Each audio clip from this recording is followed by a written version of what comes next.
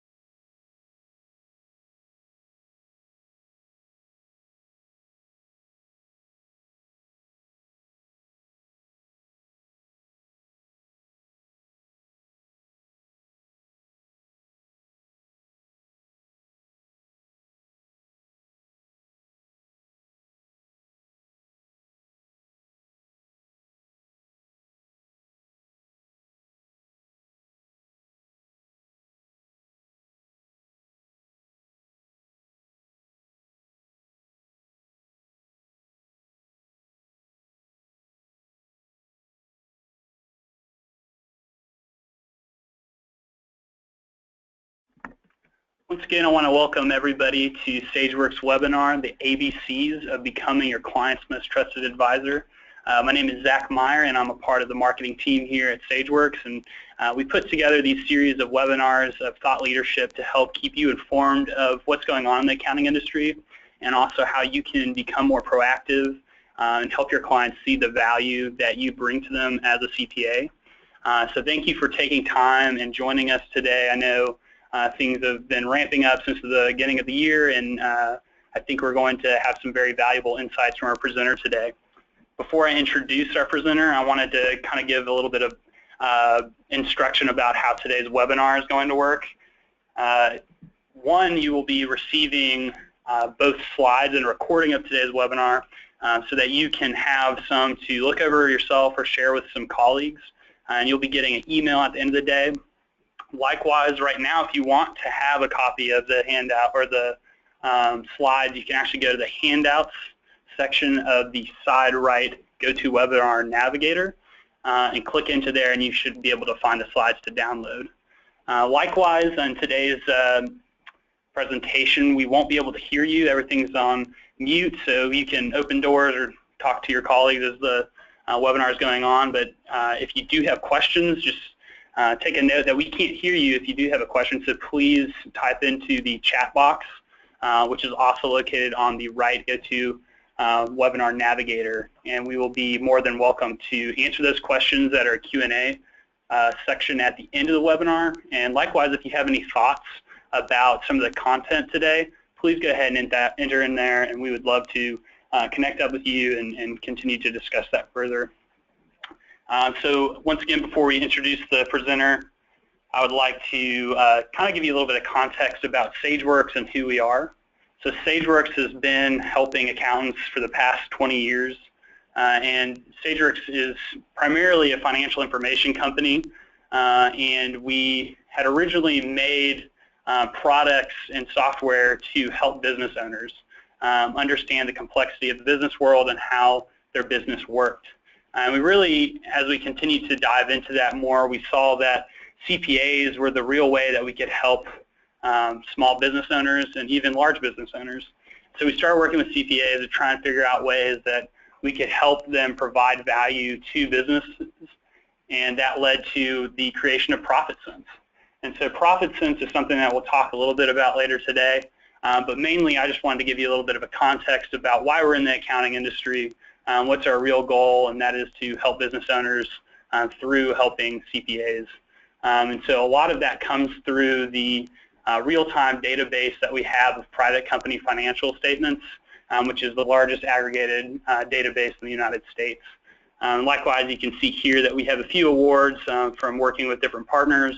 And so with that, I will go ahead and introduce our speaker today, Adam Blitz, who I've had the pleasure of speaking with and working with over the past few months. And he has many years of experience from all sorts of roles and in all sizes of companies and accounting firms. He really works as a entrepreneur and outsourced controller CFO and helping CPAs and small businesses to better understand themselves and how they stack up in the industry. And so he has a lot of great insightful advice, and I'm glad that we could have him here today to share some of that advice. And I'm going to go ahead and hand over the controls to him, and he's going to take us on through the content today.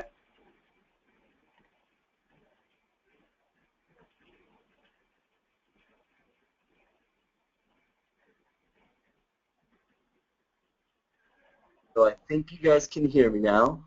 I'm just going to see if I can turn on my my camera so that you guys can see what it looks like here in not so sunny California. Give me 1 second.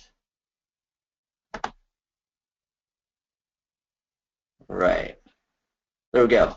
So I don't know if you guys can see me, but if you can't, I think you guys can hear me.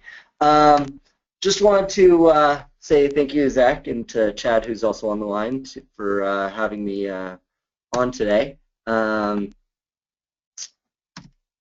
Sorry, I'm just trying to get my PowerPoint to go. There we go. So just wanted to introduce myself. My name's Adam Blitz. I'm based out here in California. Went to UC Santa Barbara. Graduated there too long ago.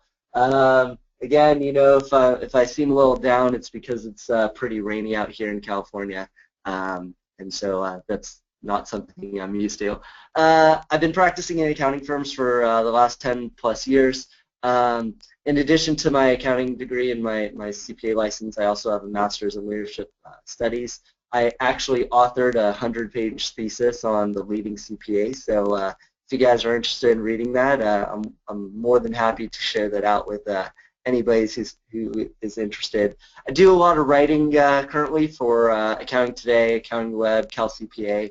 And on a personal side, I'm a marathoner, half Ironman, Boston qualified marathoner. So I'm pretty proud of that. And you know, just have an awesome and amazing wife and two great boys that really help me streamline the things that I want to do and the things that make me move forward. And if I'm not able to do that, then my clients aren't able to push forward as well. So you know, as we kind of go through today, you know, it's a lot about understanding who you are, the value that you provide and present, and then talking to your clients and building that relationship with your clients to implement, hey, this is how I work, these are the efficiencies that I've found. You guys have all gone to college and graduate work and you know, gotten a lot of experience within the accounting arena, so it's about utilizing those experiences and figuring out, okay, how can we make our clients better? How can we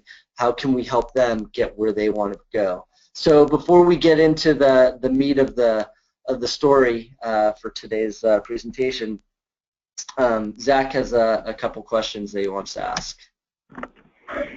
Yeah, I'm going to go ahead and launch 2 poll questions here, and this is one of the first ones. And if you're no stranger to our webinars, we always like to ask some questions about your firm so that Adam can basically steer the conversation towards you. So please, you know, feel free to enter in the size of your firm and how many employees you work with, so we can better understand the complexities that you experience and how we can steer the content for today.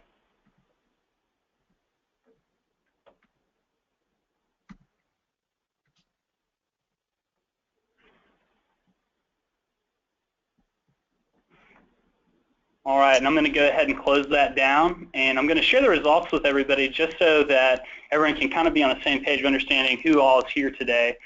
So it looks like, you know, we have those of somewhat smaller firms and a few big ones as well.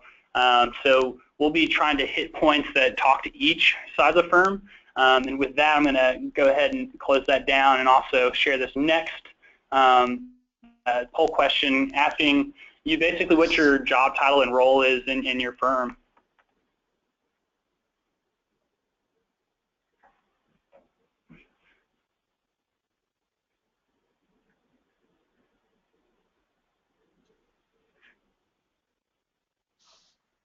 Just have a few more seconds here, and I'm going to go ahead and close it down. So go ahead and put in your answer, please. All right. Once again, I'm going to go ahead and share those results so everybody kind of has a context for today.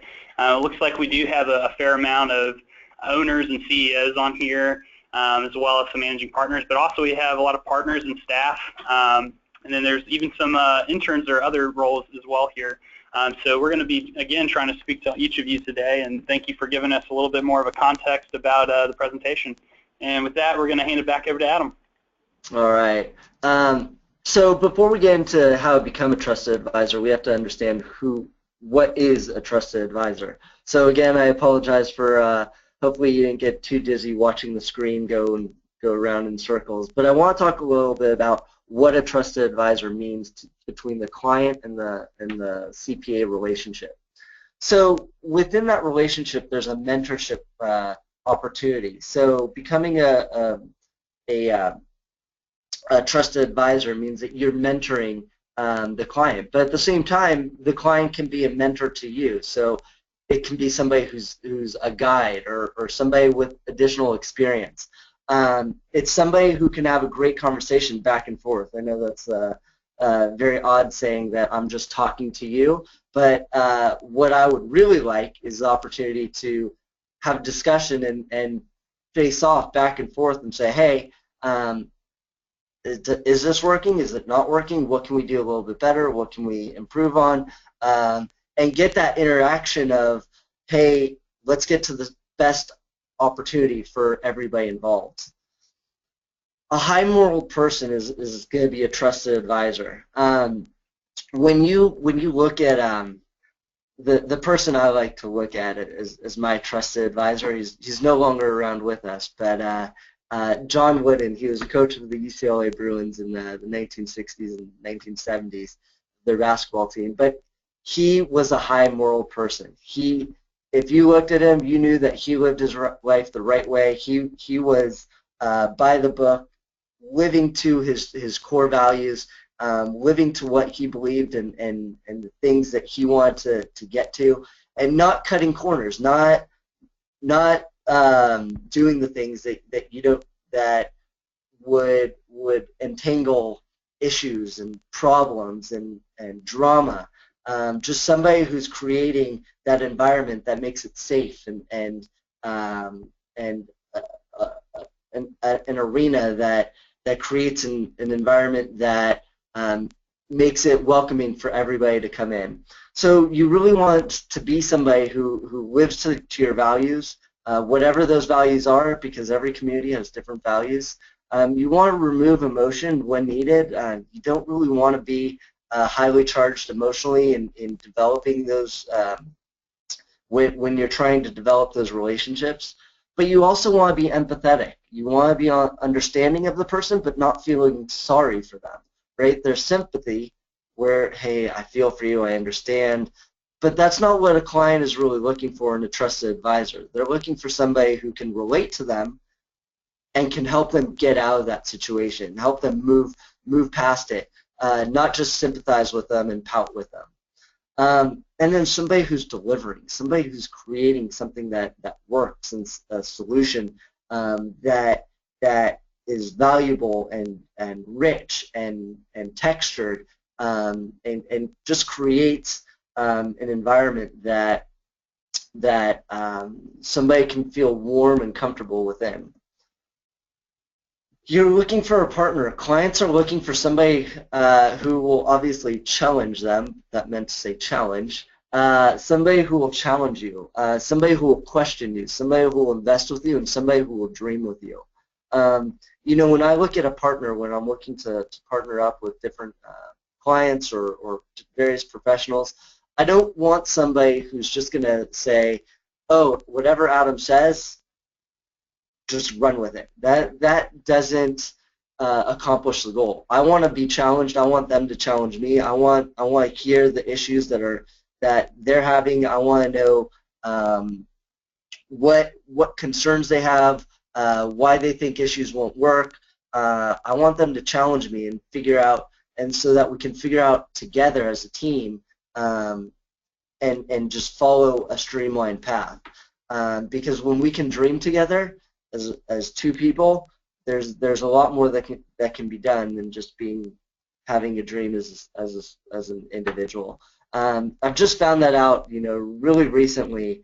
I've been, for a while there, I was working on my own and trying to deliver solutions, and I was doing an okay job just moving along and working with CPAs and various clientele throughout my business. But what I found was that when I partnered up with some other CPAs and with some other industry consultants, what I found was that the services that we provided together were so much more impactful than just when I was going off on my own and providing the services on my own, because my viewpoint was so limited. I didn't have a grand viewpoint of everything going on, so we can go back and forth and say, okay, these are the solutions that will work together.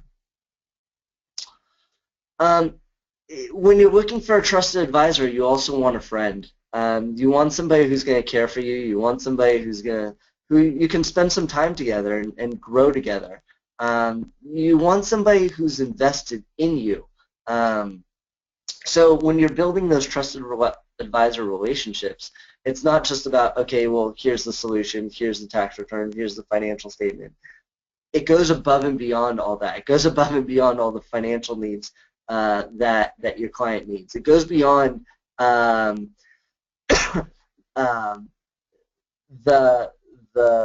reliability that you have in that professional setting. It transcends to what's going on with your kids. How are we going to get your kids to where they want to be? How are we going to get you and your marital life in sync so that you can do better in business? It's all-encompassing of all those social issues, financial issues that aren't necessarily just separated. And then clients are looking for a leader and a trusted advisor. They're looking for somebody who's creative, somebody who's going to motivate them, somebody who's also going to get it done. The one that I like the best is authentic leadership. I like when you're able to build an authentic leadership relationship with a client. What you're really going to find is that you're going to be emotionally invested in that client. You're going to be that client is going to see that you are invested in their business, that you believe in what they believe, you dream in what they dream, and just having that passion and that drive to help your client is really going to show within your authenticity.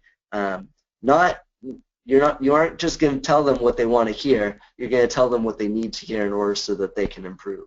And then just somebody who's ingenious, somebody who can create and deliver and find new solutions to various problems.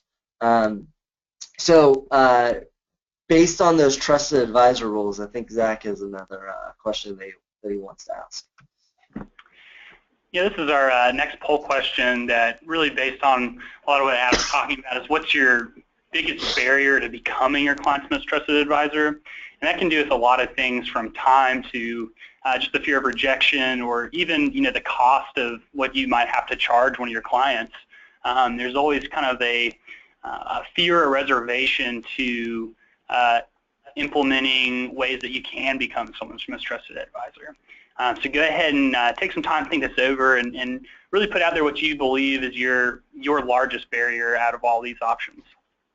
And likewise, as you're kind of thinking through some of these and putting this into the system, please remember, just go ahead and put in any thoughts or questions you might have about some of the stuff that Adam's talking about, or any of the other hesitations that you might have too that aren't listed on this.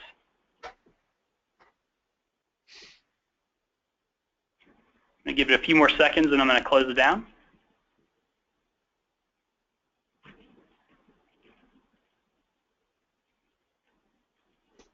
All right.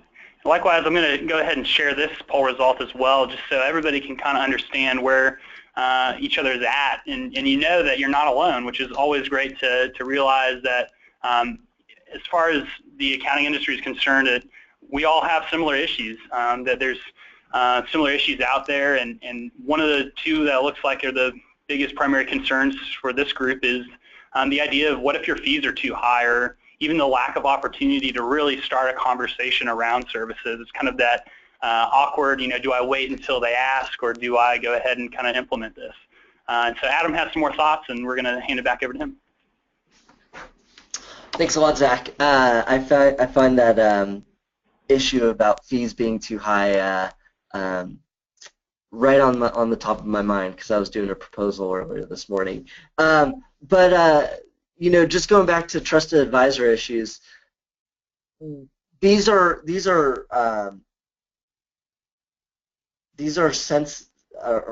what's the word I'm looking for? These are traits that we oftentimes learn in preschool and elementary school, and we grow them and enhance them within our college experience. And then oftentimes we get into an accounting environment, and that's just oftentimes left to the side. It's all about just get your work done.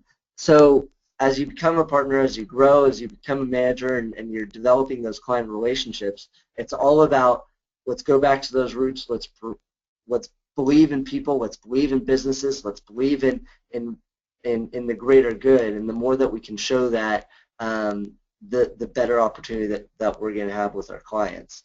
So to transition that into, are our fees too high? Well, our fees aren't going to be too high if our clients see the value in our services. And if they don't see the value in our services, then they'll probably go somewhere else. So, as we build that relationship, we can become a little bit less fee sensitive and really drive the fact that, hey, we're doing more than just a tax return. We're doing more than just a financial statement. We're doing more than just trying to help your business grow. We're the backbone of your business, and without us, without this relationship, you're not going to be able to create the efficiencies that your business currently has. So just want to touch base on what, right? So these issues, they sound a lot like an accountant, right? So financial stability is something that clients are looking for from a CPA. As a trusted advisor, you're expected to be a financial coach. Keep your clients in shape, right? I mean, just like they would work out at the gym in the morning, you're keeping their books in shape. You're keeping their financials in shape so that they know if there's ever an issue that you'll notify them before there's actually an issue, or if they'll know if they make a decision beforehand what that decision will look like in the future of their financial concerns, so that when they're taking risks, they know the size of that risk. But just having that financial stability makes you a trusted advisor. You're an educated person, and you're on a steady path. No offense to accountants here, I'm one myself, but we went to college, we got an accounting degree, we got a CPA license, we worked in an accounting firm. That's a pretty steady job, right? My grandmother always said to me, become an accountant because there's always going to be a job for you. You could always fall back on it. Whereas if you went to entrepreneurship, who knows? You know, maybe the risk level is a little bit higher, but you never know where you might be. You have simple access to the business world. So a lot of CPAs take this for granted. The relationships that they've built within attorneys, financial advisors, insurance agents, real estate agents, mortgage lenders, investors, cash flow opportunities. Who's going to invest in your clients' businesses? That access and understanding of what these different resources do is such a benefit and such value to your client. So when you say to your client that, hey, would you like to be part, or I think it would be a great working relationship, an additional benefit would be the additional relationships that you have with these high integrity other professionals that you can refer, that you can manage, that you can ensure will provide the high level services, and not in the case of real estate agents, I hope there's none on the line, but rip you off, or mortgage lenders who don't necessarily understand transactions, but you as a financial expert have that ability. Family and business stress. Well, I kind of related to this a little bit earlier on the fact that you become more than just a financial master of a client's books. but really you're looking at financing college for kids. You're looking at, hey, my kid is a brat. How do I deal with this? How do I manage my kid's money so that they don't just feel entitled? You're dealing with your client's issues of, my parents are getting older, my sister is asking for money. You know, it's just all too often that whenever you find highly successful people, they need to be encapsulated by somebody who's going to manage the stressful issues that come along with that wealth. You know, with the lottery just passing here last week, I guess the big thing is you need to have somebody, and I'm not saying all your clients are this wealthy, but wealthy people need somebody to say no on their behalf. They don't want to look like the bad guy. CPAs get to look like the bad guy, and that's okay. We're financially responsible people, and that's the expectation that we expect, or that's the role that we're supposed to play, or one of the roles. In addition, you know, you're always dealing with the client that doesn't like to pay taxes, so you get to manage that issue, and you get to talk to them about how they're going to manage that tax liability on a go-forward basis, and just not have a year-to-year analysis of it, but you're having a global perspective of how can we manage the tax liability for the lifetime of this individual, the lifetime of this business.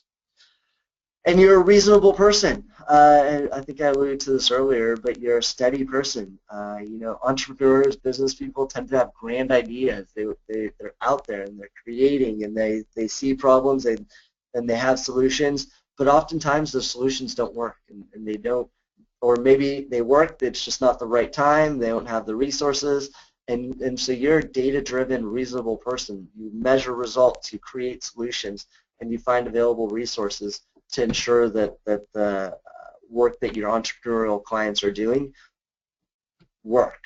And that all comes with being a trusted advisor.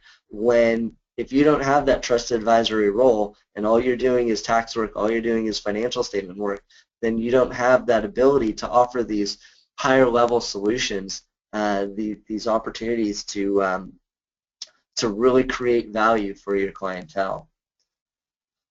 So really the question is, how do you become a trusted advisor? And it's really twofold. You ask questions and you provide a solution. All right? So you don't ask, hey, what's your tax liability been in the last couple of years? Or you don't ask, you know, how much money do you make? It's, what are your fears? What are your financial fears? Where do you want to be in 5 years? Maybe not financially. Where do you want your family to be? Do you want to, have you considered various different solutions? How do you decide what decisions that you're going to make? What's your process in thinking? And just having those very open-ended questions, they're coaching questions. You're helping your client get to where they want to be by helping them identify who they are, what they do, why they do it, how they do it. So it's less about, hey, I need your W-2. Hey, I want to talk to you about your financial statements, but it's more about, who are you as a person? Who's your client as a person? And who do they want to be? And then, but really what solidifies the trusted advisor role is providing a solution. So you're going to ask these questions, right? But then on the second hand, you're going to have these solutions that really solidify the opportunity to make an impact in your client's life. You're going to increase the cash flow for your client. You're going to create new insight, new perspective on how decision making is made. You're going to create opportunities to employ new people in their businesses through, you know, tax credits or however the financing needs to be, so that their business can thrive, their business can succeed. And then, you know what? They're not going to call you and say, hey, can you give me a fee quote on this project? They're going to say, we need this. Get it done. And then you bill whatever you need to bill, because you have the solutions and the trusted advisory role to ensure that that those problems are solved.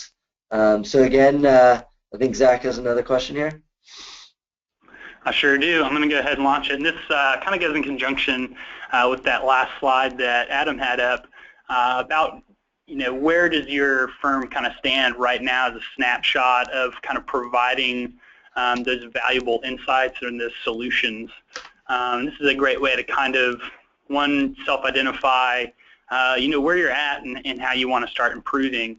Because it's always great to be having these kind of value-added services, but maybe there's ways that you can be implementing them differently by taking some of the tips that Adam shared so far and trying to implement those. So we're going to leave this open up for a few more seconds, and also this time I wanted to remind everyone that we have some handouts for you today, and the slides are in there as well as kind of an overview of what some of the content that Adam's going through. So please feel free to go in there, and there's also about who we are as a company. And likewise, please go ahead and chat in any questions you might have about the content. All right. And I'll go ahead and share this one too real quick. It looks like we have a good amount of people who are already providing these value-added services. There's, again, always room to grow. And so I think implementing some of these tips that Adam has shared with us today can be very useful. So if you noticed, I kind of skipped over a part, right? I took us from this is what a trusted advisor looks like to this is how we become a trusted advisor. But you don't just go from, hey, meeting somebody on the street to let me talk to you about where you want to be in 5 years. That doesn't happen unless you're a really good relationship developer. So I want to talk a little bit about relationship development and how to get there. A lot of people will talk about, and a lot of people in the accounting industry talk about, hey, go lunch with your bankers, go lunch with your attorney friends, go lunch with your financial advisors, grab a drink with them, go to happy hours, go mixer events. But you know what? A lot of CPAs struggle in those environments, and that's okay. Not everybody enjoys every single mixer. I particularly do enjoy mixers, but not everybody does. So, but everybody who's listening and everybody out there does something with the community, whether it's you run, whether it's you volunteer in a community event, whether it's you coach a soccer team, whether it's you go hiking, whatever your hobby is, whatever your time is spent outside the office, go do it with somebody. Go do it with somebody that you like. Go do it with somebody that you're interested in. Go do it with somebody that there potentially might be a client relationship with. But don't focus it only on those people. Focus it on whoever it is that you like to go out with, but start talking to them about where do you want to be. Let's talk about these bigger roles. So once you start understanding who they are, who these people are, go do the things that you like, be in comfortable environments for yourself, and invite other people, show them what the things that you're great at, the things that you love, the things that inspire you. And by doing that, people will really see your passion. People will really see the opportunity that you can provide and create and harness that leadership role that you can provide as a trusted advisor to your clients. And then what you'll find is that, hey, you'll invite your clients, you'll invite other referral sources, and those will become great opportunities to build your business, to build more than just a tax or accounting practice.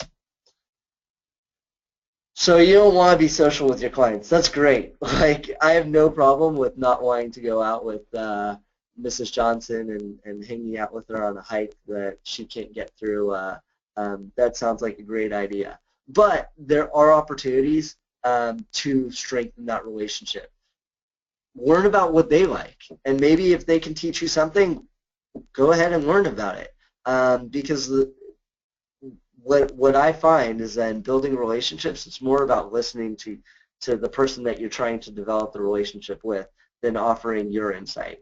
So the more you listen to them, the more insight you're going to gain, the more you're going to understand about what issues they're facing, and then you can talk to them back and say, hey, ask them the questions. Continuously just ask and ask and ask away to learn more and more and more, and then you're going to figure out, hey, what solutions can I provide? And then offer those solutions because you've built that relationship, you've hung out with them, you've related to them, and you've listened to them. You understand about their successes and their failures, and then you say, hey, I have this situation that's very similar. I'd love to talk to you about it at your convenience. And then there's not going to really be a pricing issue. It's just going to be about, this is what it costs, and this is the value that you get, and these are the results that you should expect. So once you become the trusted advisor, so you're going to build your team into trusted advisors, right? It's not enough for there to be one trusted advisor in the accounting firm. If there's one trusted advisor in the accounting firm, what you're going to find is that you're going to get overwhelmed. You're not going to have the time you want to spend with your family. You're not going to be able to manage all the work that comes through your office. So you need to be able to leverage those relationships onto your staff. You need to be able to leverage those relationships into your managers and your staff and your admin people so that your clients don't just become your client, they become the firm's client. Because the last thing that you really want to happen is that, hey, Adam left the firm, that means all the clients left the firm. That's really not what you want, because there's really no value in selling your practice if you own all the relationships. So you're going to complement your current solutions. When you build that relationship with the client, what you're going to find is that you're probably doing 3 or 4 services for them. You're going to be doing tax returns, financial statements, maybe some estate planning. Well, what else can you provide? Think about what other opportunities are out there, and I'm just going to throw one out there. We're here for profits with Profit Sense. They're housing us today, and you could just show them some reports, some simple reports, and that's an offer. They don't have to take it. They don't have to look at it. But if you just show, hey, I'm in that relationship. I want to see them improve. Here's some insight that could help you really retain that business's outlook and improve that business. Why not offer it to them? They're very simple reports to pull, and I'm sure Chad will show it to you in a little bit.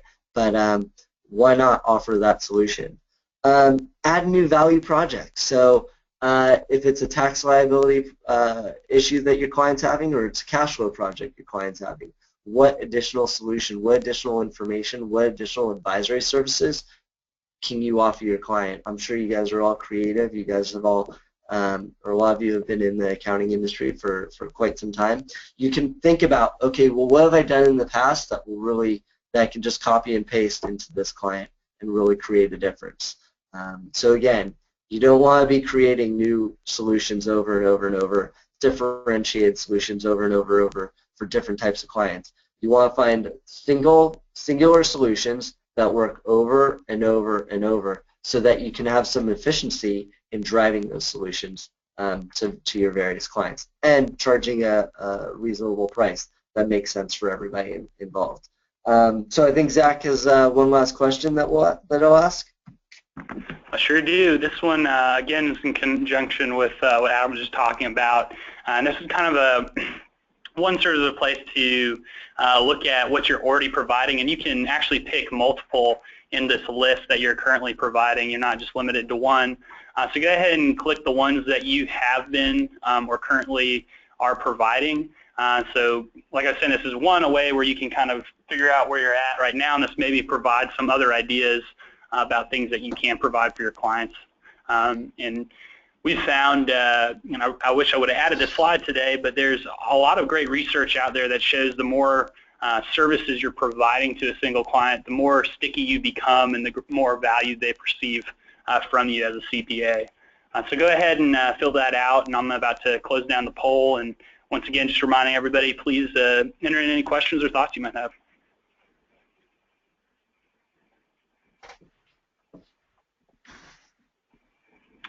All right, I'm going to go ahead and close out the poll and share that with everybody.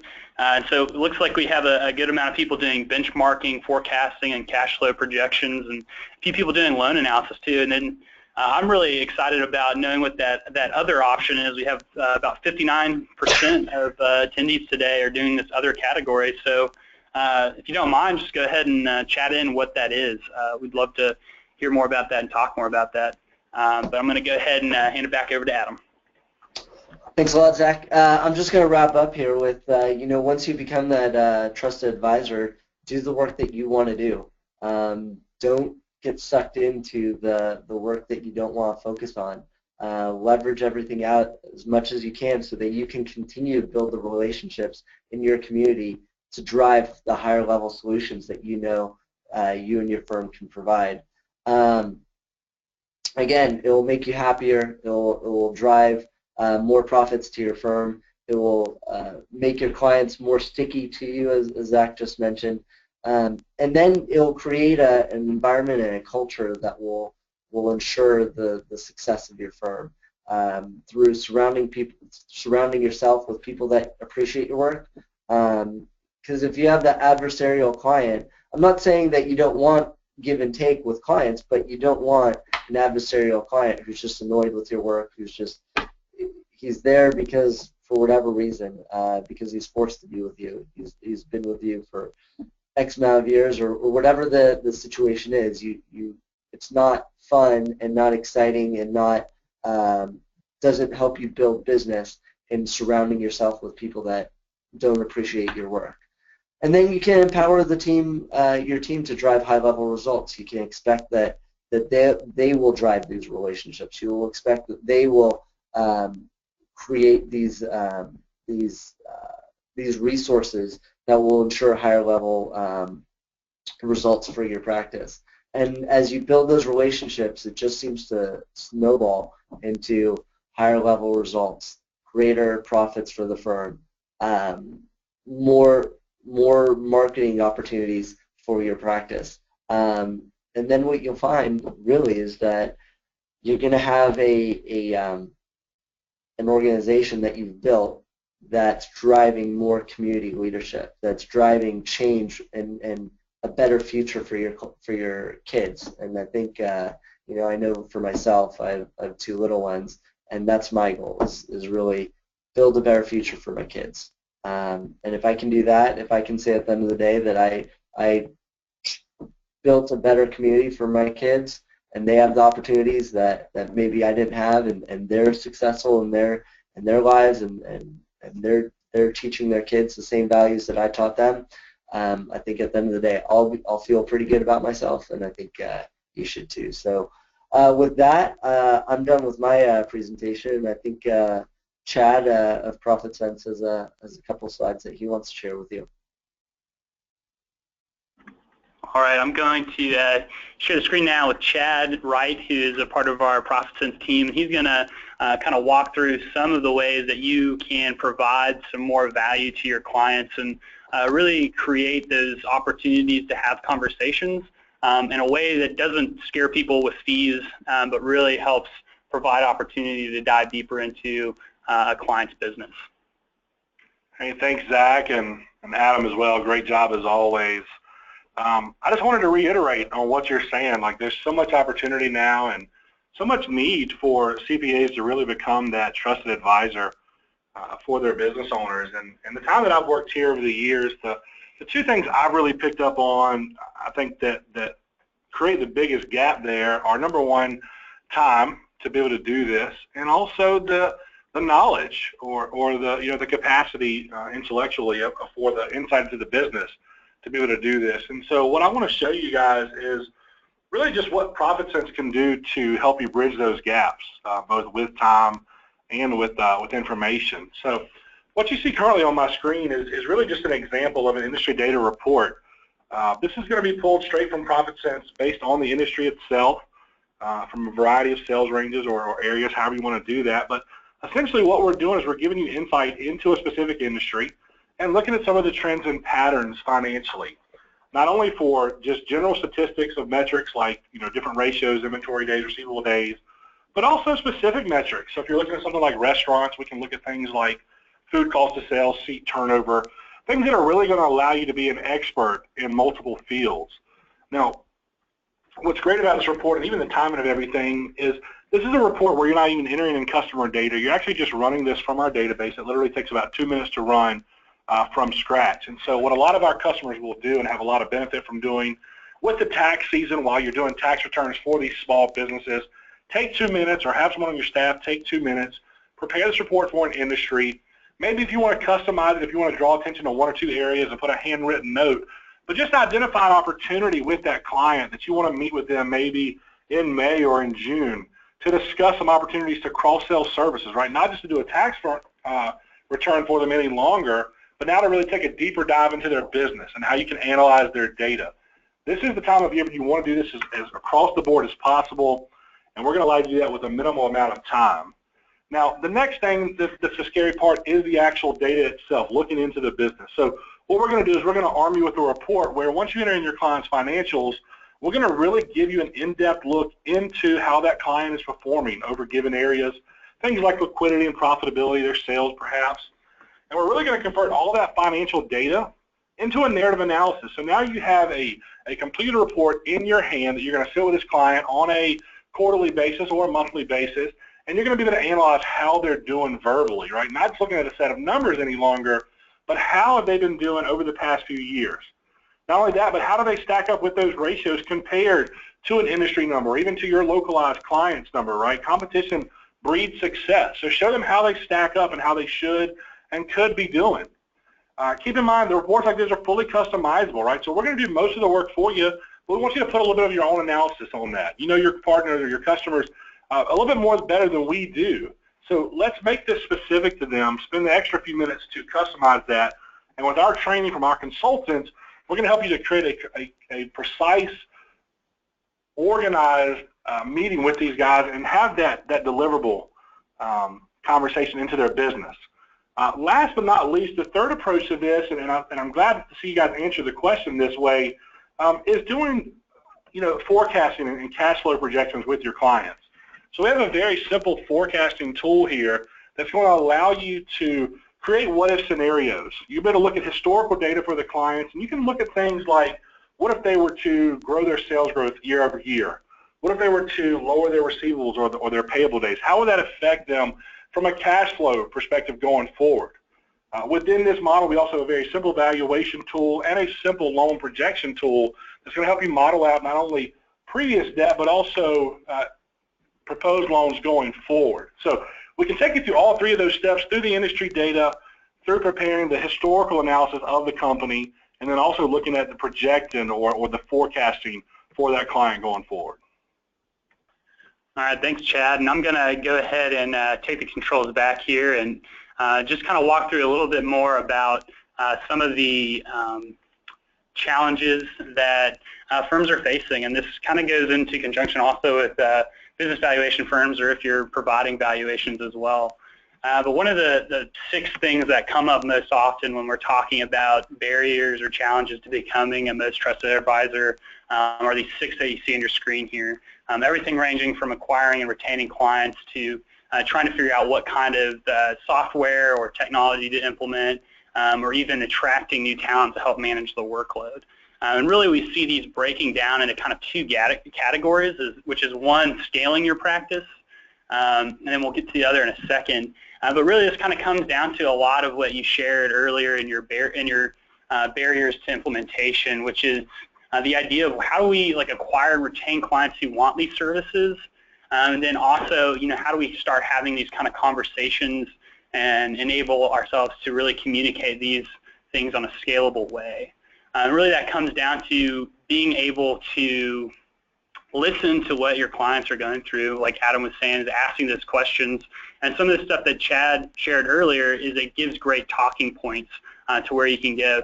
So whether or not that you're using ProfitSense or some other software, one of the key things that you should be thinking about is how am I going to create talking point opportunities, and what can I take to my clients that, one, will help them kind of start to look at themselves and answer some of my questions so that we can really start digging into ways that we can improve the business, and 2, what's something that I can leave behind that kind of gives them an actionable, okay, this is what I should be doing over the next quarter or in between our next 2 meetings.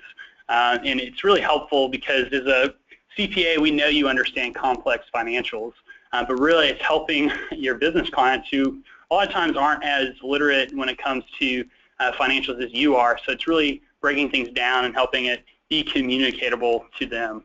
And then secondly, we noticed that there's a big challenge to creating infrastructure to sustain the growth that you get from these kind of advisory services. And really what that comes down to is ways of attracting new talent and adopting technology and integrating web-based software that can help automate a lot of the processes that you struggle with in kind of having the time to complete a lot of these services.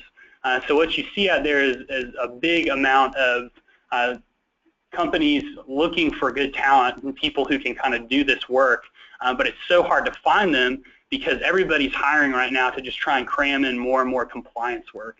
And that kind of gets into one of our other slides that's coming up in a second, and I'm going to actually go ahead and just skip this one right here, but it really comes down to making compliance-oriented opportunities around taxes or audits and shooting into several other consulting engagements that really open up the realm of possibility so that one person and a few people can be providing these services in the amount of time that it would take to do so many compliance engagements. So it's the idea of how do we reduce the amount of compliance we're doing so that we can take advantage of these more lucrative consulting engagements. And so that's a little scary because that means you have to kind of stop doing what you have been doing and start looking at things in a different way. And that's a process. It's not a switch. It's not something you just do. And that's one of the things I love about Adam's title for today's webinar. It's about becoming. It's the process of doing that, of showing people the kind of insight that you have to offer and how you can grow their business. And with that, as they perceive the value more and more, they're going to pay you more and more, and that's going to lead to more and more engagements and make you more valuable and sticky to these business owners. And so what that kind of looks like here on this handy-dandy graph that we've put together for you today is there's kind of the time spent per engagement over here on the left, and then the number of services sold. So right now, kind of the compliance realm here, or even if you're doing a lot of consulting opportunities or engagements right now that aren't as automated or as easy to replicate, you're spending a lot of time and you're not really able to complete as many engagements as possible. So what we're trying to do is really help CPAs come to a place where they're able to take advantage of more lucrative opportunities in a faster way and in a way that's more scalable. That way they don't have to hire like mad or cram in a ton of compliance engagements, but instead can look towards things that are really going to make the CPA more valuable to business owners and also make the business owner tell other people and refer people to you. So that's really the goal of how we see the CPA industry becoming the most trusted advisor, is taking advantage of one, technology, and two, really trying to automate all their processes away from compliance-oriented engagements. And kind of like I was spelling out a second ago, this looks like acquiring and developing clients by giving them kind of a initial understanding of their industry and how they match up, and options about ways that you can dive into their business. And that's something that oftentimes I know CPAs want to shy away from this, but that really comes down to not charging for kind of a diagnostic look at somebody's business, but going in, asking questions, looking at it, kind of showing off a little bit about their industry. And as that happens, you'll be able to differentiate yourself, because I can guarantee you that 70% of the CPA market isn't asking these kind of questions and isn't helping their business owners find areas in their business that can improve to make the businessmen more successful and more happy. And so that's going to differentiate you. That's going to give you the opportunity to sell more services. And then you're going to be able to implement software and opportunities that help automate that to a scalable size. And again, that value is going to speak for itself and bring in referrals and repeat clients. And so with that, I want to kind of mention this one aspect about ProfitSense that is really handy and I think going to be really useful for tax season and taking electronic tax returns and putting it into the Sageworks solutions. And Chad actually has more of a working knowledge about this, so he's going to just share something with us real quick.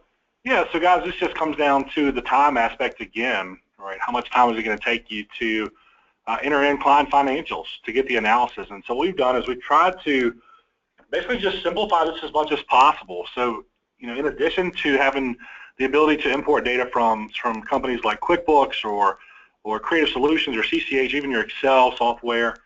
We now have the ability to read tax returns electronically. So if you guys are using Drake or Lacert or Pro Series Tax, if you're using CCH Pro System or even UltraTax, we can read that directly from the electronic tax return. If you'll notice the takeaways there, we can essentially eliminate at least 30 minutes per client in doing this. We can help to identify opportunities to cross-sell services during tax season that we discussed earlier by being able to provide this service. We can also eliminate the risk of manual data entry areas, and then we can even do that automated mapping, which converts the tax information over to a financial statement format for that analysis. And really, I think one thing that we want everyone to understand in the accounting industry is that we don't want to be here just as a software peddler, but more so as a technology partnership, and even more than that, a thought leader in helping you think about ways that you can become more valuable to your clients. And really, that's what we hope that you got from today and from our conversations with Adam as well. And so this is just kind of the cap to what we're going to share, and then we're going to get right into the Q&A time with Adam. But ultimately, when you come on board with ProfitSense, there's people to walk with you and talk with you about ways to implement these services with your clients, and there's people who have a lot of insights and experience. Chad, for one, has been on our consulting team for years and knows the kind of challenges people face when implementing these services, and success stories too that he could share if you want to reach out to him and are a little curious about how other people have done it. But with that, I'm going to just kind of skip ahead to the Q&A time and welcome Adam back in here for a few questions that we have from the audience today. And if you didn't enter in any earlier, take advantage of it now and go ahead and send those in. But the first question I have for Adam is, I've been working to become the trusted advisor for several of my clients, but I'm having a difficult time billing the fees related to the time associated with talking to my client. How do you suggest you bill for that time? That's a great question. So we all need to invest some time within our clientele. So what we don't want to do is just create that relationship to provide one or two opportunities and then have to actually do that work after we built that relationship, we talked to them about, and then we're personally doing it ourselves. What we want to be able to do is encompass all their work and be the go-to person to say, hey, this is where it's going to go, or come to me and I'll resolve these issues.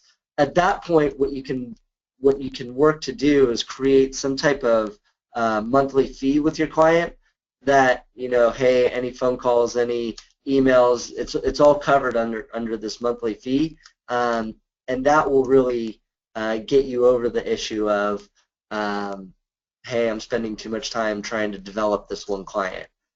So I would definitely say try and create some kind of monthly fee, or alternatively, spread it out between all the different projects that you're doing, and just bill it over time.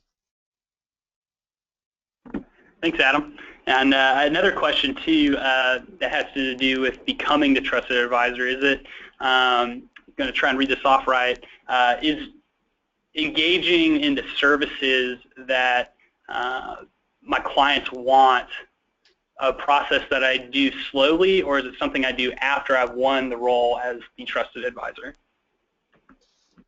Yeah, so I think it's kind of an ongoing process. You don't just become the trusted advisor by talking to them and being there. You do it. You get to that status by providing a solution. So it's going to start off slow, and then it's going to ramp up, and then it's going to drop off a little bit because that's the way relationships work. But what you really just want to be is consistent and there and present and available, and a reliable resource for your clientele. So I would say that at the forefront, what you can focus on is maybe providing, kind of relating back to that prior question, focus on providing some higher level solutions, but maybe not billing as much for it. And then on the back end, as you develop all their work, you charge a little bit higher of a fee to to incorporate for that time invested in that relationship. Awesome, that's super insightful. Okay, so the last question that we have is, the more I become a trusted advisor, the more my clients ask me to do things that I am having to learn about outside of the scope of accounting. Any suggestions for how to be the trusted advisor while limiting the scope of work that I do? Yeah, so just because you're a trusted advisor doesn't mean that you're an expert in everything. You're a resource. So the goal is to create those relationships with other trusted advisors or other professionals and financial advisors, attorneys, insurance providers, other investors who can really help your client when they're in a jam, so that you're not always the person you're going to be the go-to person, but then you're going to refer out the work to the people that you love to work with. All right. All right. Then I think Chad had one too that just came in. Hey, Adam, is this actually a question that I run into a lot, and I was kind of curious of your insight of it.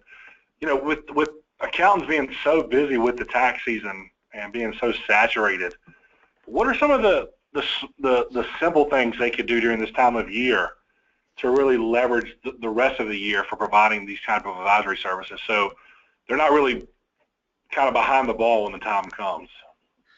Yeah, so as much as you can leverage it. So that's implementing new technologies, that's implementing, that's outsourcing work, that's doing the work that you're really qualified for.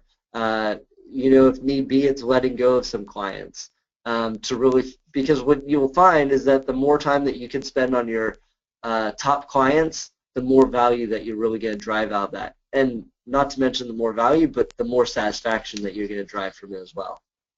So those are really the strategies that I would take in leveraging and focusing on doing the work that you want to do. Thanks for that, Adam. I really appreciate that. And with that, that's the last question that we had come in. And if anybody else has some questions, please feel free to contact Adam or myself, and we'll be getting back to you very quickly.